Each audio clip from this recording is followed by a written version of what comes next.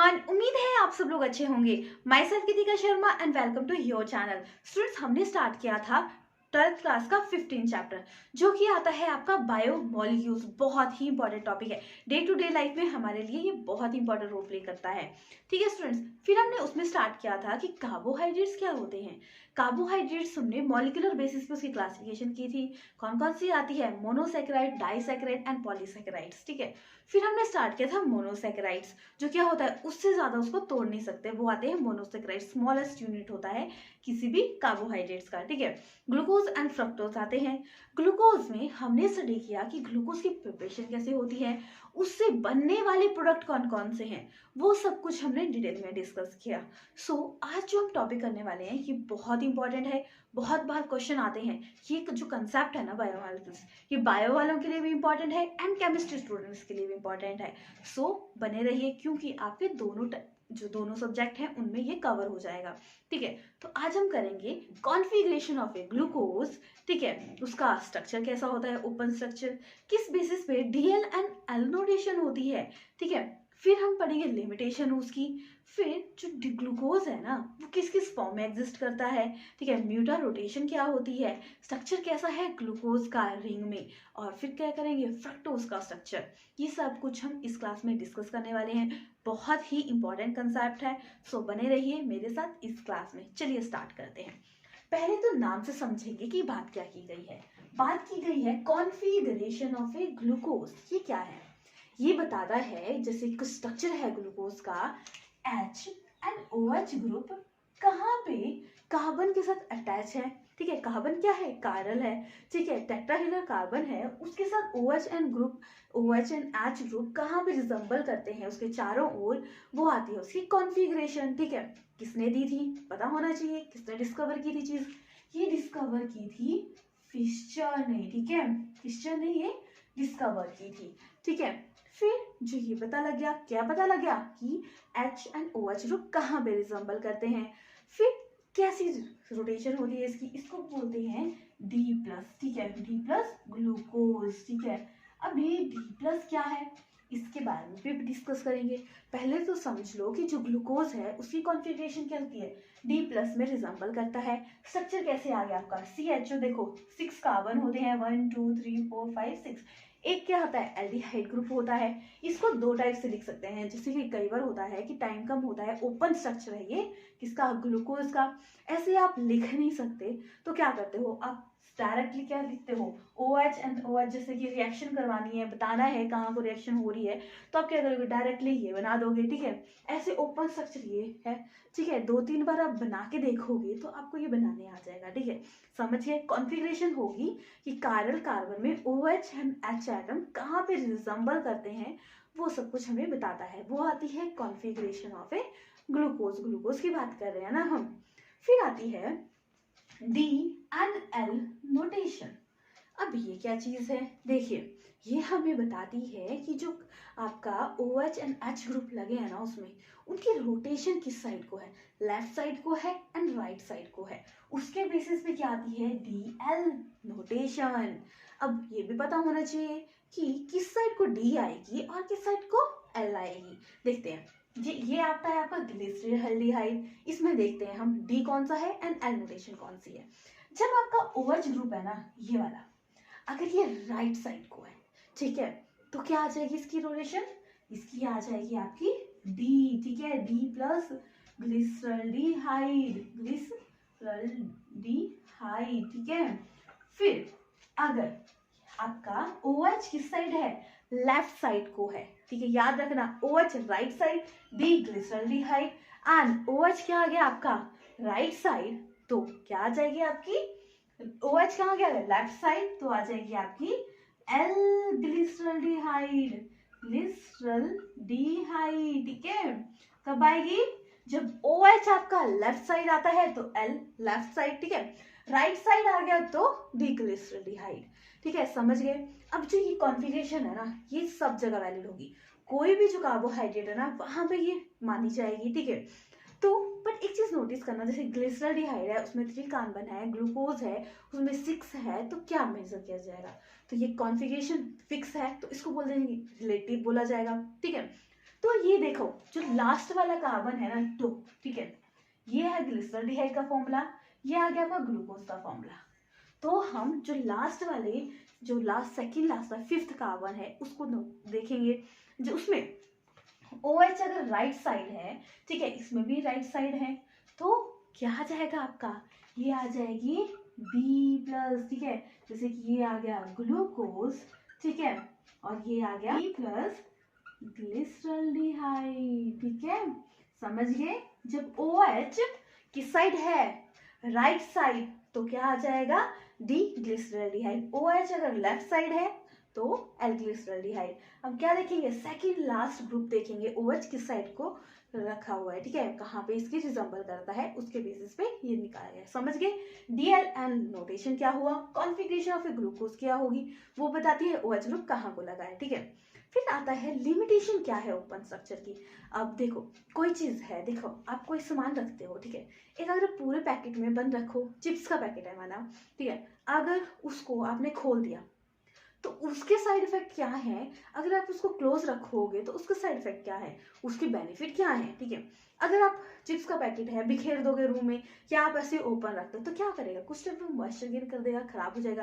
Packet के अंदर है तो वो सेफ है, ठीक है। वैसे ही ओपन जो स्ट्रक्चर है इसका, उसकी क्या लिमिटेशन है वो भी स्टडी करते हैं। देखिए जैसे कि ओपन स्ट्रक्चर है, जैसे कि सोडियम बाइसल्फेट है, इसके साथ वो रिएक्ट नहीं करता, साथ में 2,4 डाइनाइट्रोफिनाइल हाइड्रोजन के साथ ये रिएक्ट नहीं करता, साथ में जो एल्डिहाइड ग्रुप है ना आपका CHO, ठीक है, जब रिएक्शन होती है ना ये पिंक कलर शो करता है स्टिफ रिएक्शन में, ठीक है, बट जब ग्लूकोज ओपन स्ट्रक्चर आ गया तो ये पिंक कलर शो नहीं करता। ये आ गई ओपन चेन स्ट्रक्चर ग्लूकोज की, किसकी कर रहे हैं, ग्लूकोज की कर रहे हैं ना, उसकी ये लिमिटेशन आ गई। नेक्स्ट जैसे कि आ गया पेंटास्टाइल ग्लूकोज होता है, फॉर्म होता है एसिटाइलेशन ऑफ एसिटिक हाइड्राइड, ठीक है, इसके साथ तो रिएक्ट किया, बट ये रिएक्ट नहीं करेगा हाइड्रोक्सिल अमीन के साथ। क्लियर हो गया, किसके साथ नहीं करेगा, हाइड्रोक्सिल अमीन के साथ रिएक्ट नहीं करेगा, ठीक है।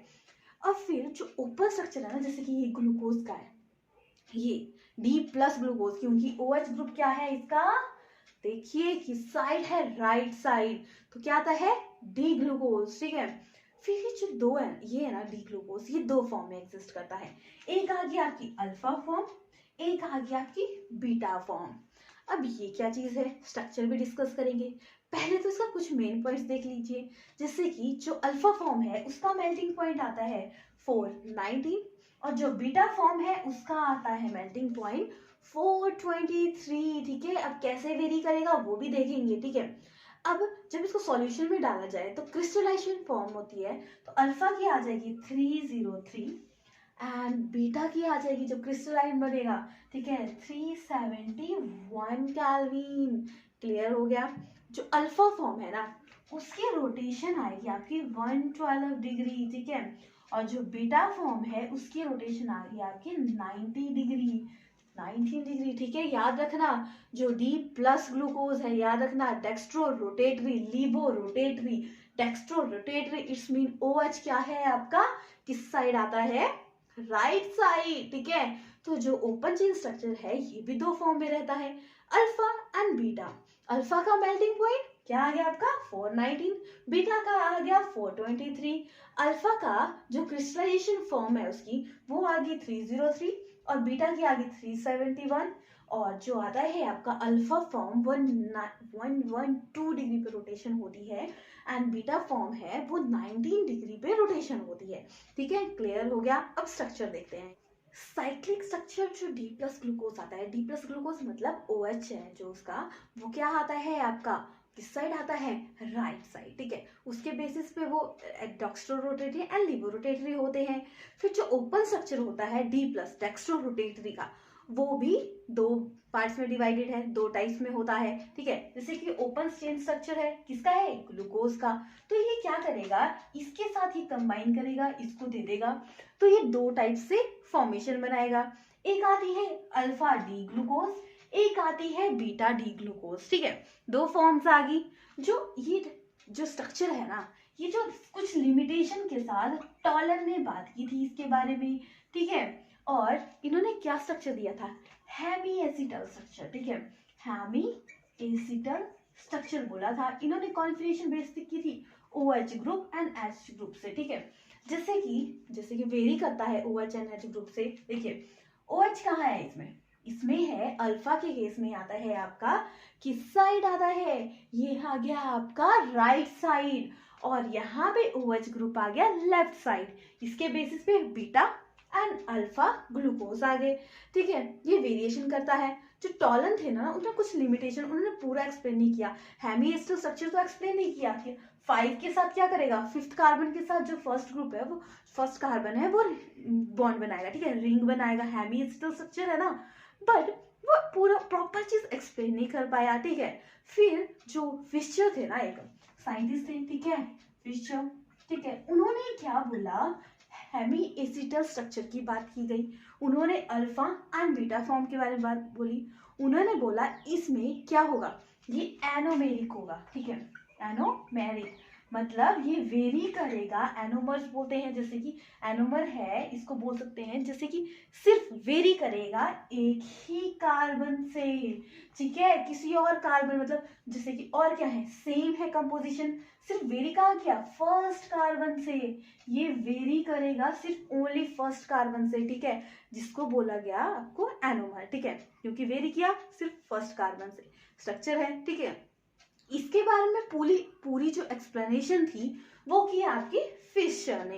एनोमर समझ आ गए, जो वेरी करता है सिर्फ एक कार्बन से, ठीक है, क्लियर हो गया ये कंसेप्ट कि 2 स्ट्रक्चर हो गए। और जो D प्लस ग्लूकोज है ना, इसकी अल्फा D प्लस ग्लूकोज, इसकी रोटेशन कहाँ होती है, इसकी रोटेशन होती है 112 डिग्री, ठीक है।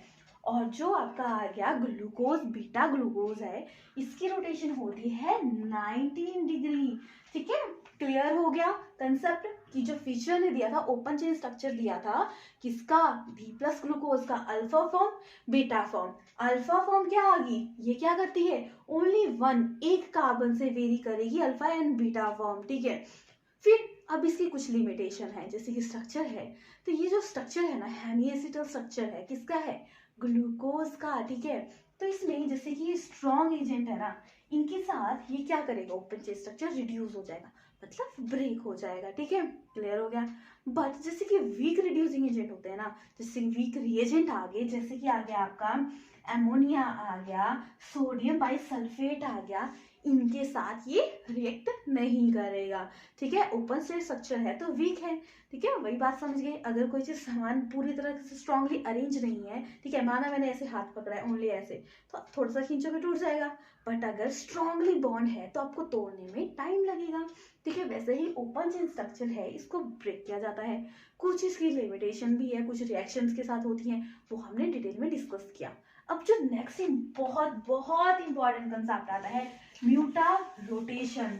अब ये क्या होती है, पूरे डिटेल में अच्छे से समझना, क्योंकि बहुत बार क्वेश्चन आते हैं इससे। म्यूटा रोटेशन है क्या ये चीज, ठीक है, स्टडी करते हैं। म्यूटा रोटेशन, म्यूटा रोटेशन होता है कि जैसे कि ओपन चेन स्ट्रक्चर करा हमने, जैसे कि ग्लूकोज है, ठीक है, ग्लूकोज आ गया, ये क्या है, D प्लस ग्लूकोज है ना, D प्लस फॉर्म है इसकी, ठीक है, डेक्स्ट्रो रोटेटरी है। अब ये क्या है कि हमने पढ़ा कि क्या होता है, 2 अल्फा, एक अल्फा फॉर्म आ गई, एक आ गई बीटा फॉर्म, ठीक है। जो ये 2 फॉर्म है ना, ठीक है, ये क्या होगा जब इसको सॉल्यूशन में डालेंगे, माना अल्फा फॉर्म है, आप इस सॉल्यूशन में डाल रहे हो, ठीक है, ये ऐसे डायरेक्शन में है, जब ये सॉल्यूशन में डाला जाए और ऑप्टिकल एक्टिव है, ऑप्टिकल एक्टिव क्या होते हैं, जब प्लेन पोलराइज लाइट डाले जाए तो उनकी रोटेशन चेंज होती है, तो ये अल्फा फॉर्म है, ये किस में कन्वर्ट हो जाएगी, आपकी बीटा फॉर्म में, ऐसे याद रख सकते हो। और जैसे कि आपका ये आ गया बीटा फॉर्म आ गई ऐसे को, ये क्या होगी, अल्फा फॉर्म में चेंज हो जाती है, ठीक है, समझ गए। अल्फा फॉर्म बीटा फॉर्म में जब सॉल्यूशन में डाली, क्योंकि ये ऑप्टिकली एक्टिव है, ठीक है, लाइट पास करवा जाएगी, रिएक्शन होगी, तो क्या होगा, ये कुछ टाइम बाद इसकी रोटेशन चेंज हो जाएगी, ठीक है, वो आता है म्यूटार रोटेशन। कि जब सॉल्यूशन में आप डालते हो डी प्लस ग्लूकोज को, अल्फा फॉर्म को डाला तो वो बीटा फॉर्म में कन्वर्ट होगी, बीटा को डाला तो वो अल्फा फॉर्म में कन्वर्ट होगी। क्लियर हुआ कंसेप्ट। देखिए जैसे अल्फा फॉर्म है, ठीक है, alpha plus D plus glucose, ठीक है, इसकी रोटेशन कितनी होती है 112 डिग्री, ठीक है, और जो बीटा डी प्लस ग्लूकोज है इसकी रोटेशन क्या होती है 19 डिग्री, ठीक है। अब ये क्या है, इक्विलिब्रियम में रिजम्बल करता है, इक्विलिब्रियम, ठीक है। इक्विलिब्रियम क्या होता है, ये इस पोजीशन में भी चेंज हो जाता है, दूसरी पोजीशन में भी चेंज हो जाता है। तो देखो ग्लूकोज है, ये क्या है, इससे क्या होगा, अल्फा से बीटा फॉर्म में चेंज हो जाता है जब उसको सॉल्यूशन में डाला जाता है, ठीक है। तो क्या है 112 था, तो इसकी वैल्यू क्या होगी, डिक्रीज होगी, ठीक है। और जब 19 था तब ये दूसरे में, ठीक है, अल्फा फॉर्म में कन्वर्ट हो जाएगा, तो इसकी वैल्यू डिक्रीज हुई, ठीक है। जो डिक्रीज और इंक्रीज हुआ ना, जब इक्विलिब्रियम में एग्जिस्ट करा, तो ये किस एंगल पे एग्जिस्ट करेगा, ये एग्जिस्ट करेगा, रोटेशन होगी। अब ऐसा नहीं कि आपने एकदम डाला एकदम उसकी पोजीशन चेंज होगी, ऐसा नहीं होगा, कुछ टाइम लेगा, ठीक है। जैसे कि आपको एक चीज बनानी है तो एक पहले जाएगी इसमें, थोड़ी देर रहेगी, फिर दूसरी फॉर्म में चेंज होगी, ऐसा तो नहीं एक सेकंड में कोई काम होता नहीं है, ठीक है, इतने फास्ट काम नहीं होगा ना, ये थोड़ा स्लो होगा, ठीक है। एकदम अल्फा फॉर्म से बीटा फॉर्म में चेंज होगा तो प्रोसेस होगी। जब ये इक्विलिब्रियम में एग्जिस्ट करता है वो आता है 52.7 डिग्री, ठीक है। जब ये जैसे कि चेंज हो रही है प्रोसेस, उसमें एग्जिस्ट करता है, ठीक है। जो अल्फा फॉर्म है ना, ये फॉर्म करती है आपकी 36% एंड जो बीटा फॉर्म है ये बनती है आपकी 63%। क्लियर हो गया। म्यूटार रोटेशन, जब आप किसको फॉर्म को, ग्लूकोज का जो फॉर्म है, ठीक है, अल्फा फॉर्म है या बीटा फॉर्म है, जब उसको सॉल्यूशन में डालेंगे तो वो अल्फा से बीटा में कन्वर्ट हो जाएगी, बीटा फॉर्म को सॉल्यूशन में डालोगे तो वो अल्फा में कन्वर्ट हो जाएगी, ठीक है। एक में क्या हो गया, उसकी वैल्यू डिक्रीज हो जाएगी, क्योंकि बीटा क्या है 90 डिग्री रोटेशन है और अल्फा क्या है 112 है, ठीक है। बीटा 19 थी तो उसकी वैल्यू इक्वल करने के लिए, कि रोटेशन बढ़ाने के लिए, तो उसमें चेंज होगा, ठीक है। ये क्या आ गया 36%, ये आ गया 63%। बहुत इंपॉर्टेंट कंसेप्ट है, इसको अच्छे से याद रख लीजिएगा। जो ओपन स्ट्रक्चर है ना, जिस साइक्लिक स्ट्रक्चर है, किसका, ग्लूकोज का कर रहे हैं, वो किसने दिया था, वो दिया था आपका फिशर ने, ठीक है, फिशर ने, ठीक है। कौन दिया था, alpha form and beta form. But जो पायरनोज, ठीक है, पायरनोज रिंग स्ट्रक्चर है किसका, ग्लूकोज का, हेक्सागोनल होता है, किसने दिया था, ये दिया था आपके हावर्थ ने, ठीक है। क्लियर हो गया। जो किसका है, ग्लूकोज का स्ट्रक्चर हावर्थ ने दिया था, ठीक है। समझ गए ग्लूकोज का सब कुछ, कॉन्फ़िगरेशन, डीएल एंड नोटेशन, ठीक है। मीटर रोटेशन का कंसेप्ट भी क्लियर हो गया। देखो ग्लूकोज के बारे में तो हमने डिटेल में डिस्कस कर लिया, ठीक है। अब फ्रक्टोज का स्ट्रक्चर क्या होता है, हमने देखो फर्स्ट क्लास में डिस्कस किया था। ग्लूकोज क्या होता है, जिसमें CHO ग्रुप होता है, ठीक है, एल्डिहाइड ग्रुप होता है, और फ्रक्टोज सिर्फ एक वेरिएशन होती है, इसमें एक एल्डिहाइड ग्रुप होता है, इसमें फ्रक्टोज में क्या होता है, कीटोन ग्रुप होता है, उसको क्या बोलते हैं हम, लेविलोज, ठीक है। फॉर्मूला क्या होता है C6H12O6। फ्रक्टोज बहुत बार क्वेश्चन पूछा जाता है कि किस में प्रेजेंट होती है, फ्रक्टोज को हम क्या बोलते हैं, फ्रूट शुगर, क्योंकि ये क्या होता है, फ्रूट्स में प्रेजेंट होती है, हनी बी में प्रेजेंट होती है, ठीक है, हनी में प्रेजेंट होती है, ठीक है। तो ये आ गया, इसको लेविलोज भी बोलते हैं, ठीक है। लेविलोज क्यों बोलते हैं, क्योंकि रोटेशन जो होती है ना इसकी लेफ्ट साइड होती है, ठीक है। जब लाइट पास करवा जाएगी, ठीक है, ऑप्टिकल एक्टिव कौन हुए, जिसमें लाइट पास करवाई गई तो वो रोटेशन हुई, ठीक है। तो रोटेशन हुई वो किसके बेस पे, कि किस साइड को हो रही है, लेफ्ट साइड को हो रही है, तो फ्रक्टोज है। फ्रक्टोज का क्या है, लेविलोज बोला जाता है, इसको फ्रूट शुगर भी बोला जाता है। अब ये किससे बनती है, ये बनती है सुक्रोज की। जब वाटर के साथ हाइड्रोलिसिस होगी तो क्या होगा, एक आपका ग्लूकोज मिल जाएगा, एक आपको फ्रक्टोज मिल जाएगा, ठीक है। वेरिएशन क्या है, कीटोनिक ग्रुप, ठीक है। क्लियर हो गया, क्या हो गया, फ्रक्टोज है जो वो आता है लैक्टोज, ठीक है, फ्रूट शुगर बोला जाता है, हनी में प्रेजेंट होती है, किससे मिलती है ये मिलती है आपकी सुक्रोज से, ठीक है। फिर आता है ग्लूकोज एंड फ्रक्टोज से बन जाते हैं, हाइड्रोलिसिस होती है जब सुक्रोज की, सुक्रोज में तो फ्रक्टोज प्रेजेंट होती है, ठीक है। अब देखो क्या किया था हमने अभी, ग्लूकोज का स्ट्रक्चर किया था, ओपन चेन स्ट्रक्चर किया था ना, जो किसने दिया था, आपका फिशर ने दिया था। वैसे ही आपका जो स्ट्रक्चर ऑफ फ्रक्टोज है वो भी दिया था, हेमीएसिटल स्ट्रक्चर था। जो ग्लूकोज का था वो क्या था, डेल्टा ऑक्साइड रिंग थी, इसकी क्या थी, अल्फा ऑक्साइड रिंग, ठीक है। अब ये क्या होता है, लेफ्ट साइड रोटेट होता है, ठीक है, तो इसको लिवो रोटेटरी बोलते हैं। तो क्या आ गया, नेगेटिव साइन एंड फ्रक्टोफेरोनोज, ठीक है, और डी नेगेटिव फ्रक्टोफेरोनोज, ठीक है, अल्फा एंड बीटा फॉर्म होती है, ठीक है। क्लियर हो गया।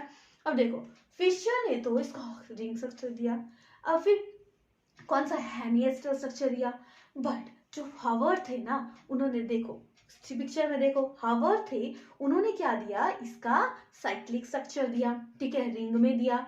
तो हावर्ड ने बताया कि जो इसका स्ट्रक्चर है ना रिंग में, वो क्या है, पेंटा है, पेंटागोनल होगा, ठीक है, 5 मेंबर रिंग होगी। देखो क्या मेन डिफरेंस है, जो ग्लूकोज है वो क्या है, 6 मेंबर, ग्लूकोज आ गया आपका 6 मेंबर रिंग, ठीक है, 6 मेंबर होंगे, और जो फ्रक्टोज हो गया वो आ गया आपका 5, ठीक है। तो इसलिए इसको फेरोनोज बोला गया, क्योंकि इसमें 5 रिंग बनती है, और क्या है, और ग्लूकोज क्या है, पायरानोज, क्योंकि उसमें क्या है, 6 मेंबर रिंग होती है।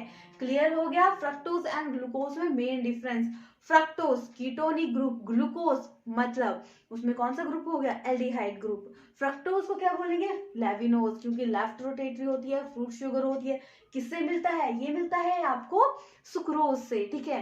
हेमिएस्टर स्ट्रक्चर होता है, हावर्थ ने इसका रिंग स्ट्रक्चर दिया, आप पिक्चर में भी क्लियरली देख सकते हो कैसा स्ट्रक्चर है, ठीक है। ये तो था मोनोसेक्राइड्स के बारे में ना। नेक्स्ट क्लास में हम करेंगे कि जो डाइसेक्राइड्स हैं वो कौन कौन से हैं, कैसे बनते हैं, ठीक है, वो सब कुछ हम नेक्स्ट क्लास में क्लियर करेंगे। सो बने रहिए मेरे साथ नेक्स्ट क्लास में, तब तक please like share and subscribe my channel. Thank you everyone.